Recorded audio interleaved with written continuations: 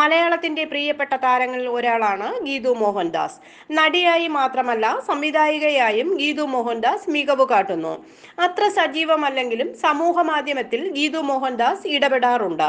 ഗീതു മോഹൻദാസ് പങ്കുവച്ച ഫോട്ടോയാണ് ഇപ്പോൾ ആരാധകർ ചർച്ചയാക്കുന്നത്.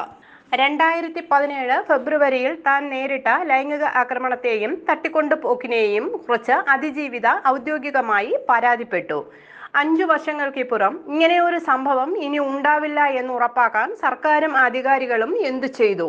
അതിജീവിച്ച സ്ത്രീയുടെ നീതിക്ക് വേണ്ടിയുള്ള പോരാട്ടത്തെ പിന്താങ്ങുന്നതിന് സിനിമാ വ്യവസായം എന്തു ചെയ്തു?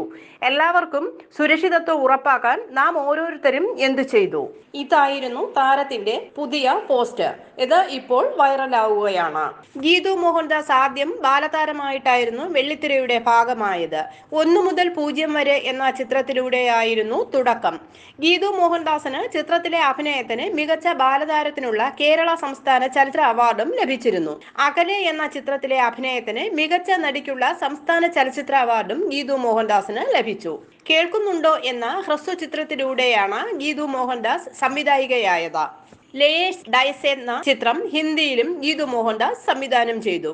ലയേഴ്സ് ഡൈസ ചിത്രത്തിന് മികച്ച നടിക്കുള്ള പുരസ്കാരം ഗീതാഞ്ജലി താപ്പയ്ക്കും മികച്ച ഛായാഗ്രഹകനുള്ള അവാർഡ് രാജീവ് രവിക്കും ലഭിച്ചിരുന്നു. മൂത്തോൻ എന്ന ചിത്രമാണ് ഗീതു മോഹൻദാസിന്റെ സംവിധാനത്തിൽ ഏറ്റവും ഒടുവിൽ പ്രദർശനത്തിനെത്തിയത്.